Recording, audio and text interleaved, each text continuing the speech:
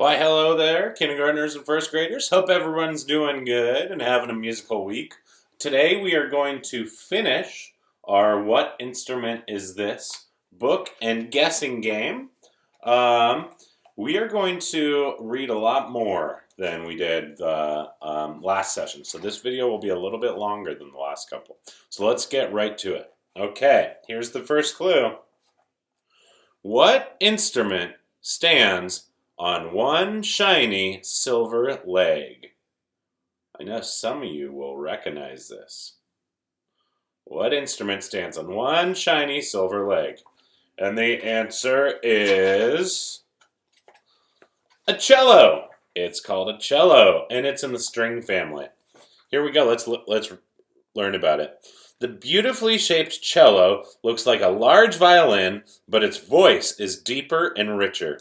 The cellist sits, secures the instrument between both knees, and leans it against her chest. Notes are fingered and bowed as on the violin, but the musician's left hand fingers have twice as far to stretch because the neck is bigger than it is on the violin. Cellos make beautiful music when played alone or with other instruments. Cool. The cello. All right. I bet everyone will recognize this instrument. Let's see if you do. And the clue is, what is the most popular instrument? Well, if you've been in my music class, you've seen one of these. You've seen me play this. It is called the, let's say it together, 3, 2, 1, the guitar. That's right. And it is also part of the string family. Long ago, the acoustic guitar, that's what we call a guitar that we don't plug in. So the kind of guitar that I play in my class is called an acoustic guitar, was brought across the ocean to us from Spain. The shapely wooden instrument sits in the musician's lap or hangs from a shoulder strap. Guitarists strum or pluck the 6 nylon or metal strings with one hand. The other hand changes notes by pressing the strings against the fingerboard. Folk, classical, and intriguing Spanish music all come to life on the guitar. The guitar. All right. I bet a lot of you will recognize this one too. I bet you'll recognize most of the instruments we're going to talk about today. Here it is. What instrument is played by rock stars? What is that one? It's called the electric guitar. And I have lots of electric guitars in my room right now. You might think that one behind me back there, where I'm pointing there, that kind of looks like an electric guitar, but it's actually called an electric bass. So that one behind me is an electric bass.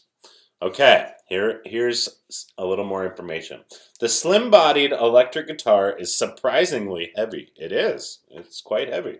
Without electricity, only faint sounds can be heard when the strings are picked. But turn it on and its music can become very loud. Tiny microphones and magnets called pickups are located under the strings. They magnify the sounds through the amplifiers. With their electronic equipment, pop and rock guitar musicians can create wild, far-out sounds. Electric guitar. Cool. All right. I bet you're going to recognize this too. Some of you might even play this instrument. Well, bam. What instrument has 88 black and white keys? And I kind of have something like this behind me. Actually, I have several of them behind me. But yeah, you can see right here. That's kind of like this instrument we're going to look at. Well, it's called the, I bet you guessed it. It's called the piano. And believe it or not, it's part of the string and percussion family, because there's teeny strings inside that make the sound, and little hammers. When you press a key, a hammer actually strikes the string to make the sound. The full name of the piano is pianoforte. Piano means soft, forte means loud. So that's pianoforte. When the musician's finger strikes a key, a small felt-tipped hammer hits a tight steel string inside the body to create a tone. The black and white keys provide 7 octaves of ready-made tones. The pianist can play chords and melodies with both hands. The foot pedals can make tones quiet or long-lasting. The piano can be played by two musicians sitting side by side. So there's a piano. Sorry, just getting a call there. All right. All right, next one. This one's going to be tricky. I think that this will be tricky for you. Okay. What instrument can sound like a whole orchestra? I know it looks kind of like that last one, but it's actually a different one.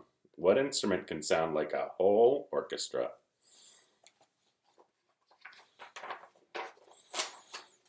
It is called the pipe organ.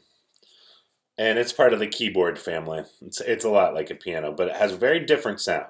The pipe organ is a majestic instrument. It has two or more keyboards for the hands and one for the feet.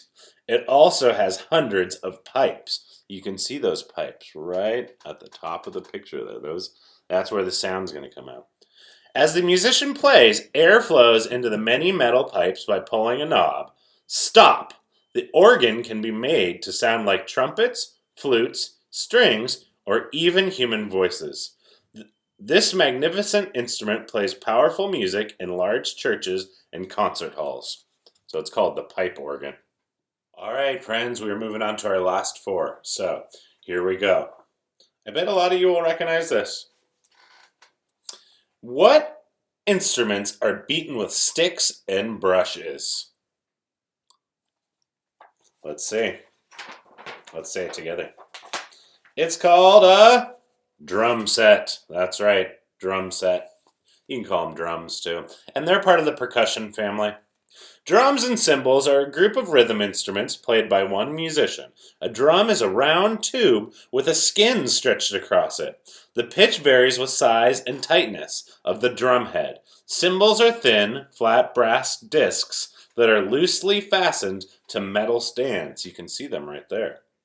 Drummers use a wide variety of wooden sticks and metal brushes for different sound effects. From its hard-driving rock beat to its lyrical jazz rhythms, the drum is the pulse of the music. So that's called a drum set. All right, I bet a lot of you will recognize this one from music class. What instrument is a drum that jingles? What instrument is a drum that jingles? It's called the tambourine. That's right. And it is also part of the percussion family. The tambourine is a round frame with a skin stretched over it. There are loose metal discs around the side. Musicians hold this small percussion instrument with one hand. They shake it, hit it, rap it, or tap it. But no one can play a melody on the tambourine, so it's just for playing rhythms. Okay, last two. We're on to our last two. Here we go. I bet you will recognize this from the music room. What instrument has bars that are not chocolate? Bars. We call these parts of the instrument bars. What instrument has bars that are not chocolate? That's funny. It's the xylophone. That's right, xylophone. And it is also part of the percussion family. The hardwood bars of the xylophone ring when they are tapped with a mallet. Mallets are sticks with rubber ball tips. A musician strikes the short bars for high notes and hits the longer bars for lower notes. Metal tubes below each of the wooden bars resonate the bright bell-like sound. So you can see those tubes down there. Our xylophones in the music room do not have those, but they still make sound in a similar way. In the hands of a skilled xylophonist, as many as 6 mallets may dance up and down the 4 octaves. So sometimes xylophone players can hold up to 3 mallets in each hand. So you hold them in your hand kind of like that. And that's pretty cool. All right, last one of our What Instrument Is This book game. Okay, this one's funny.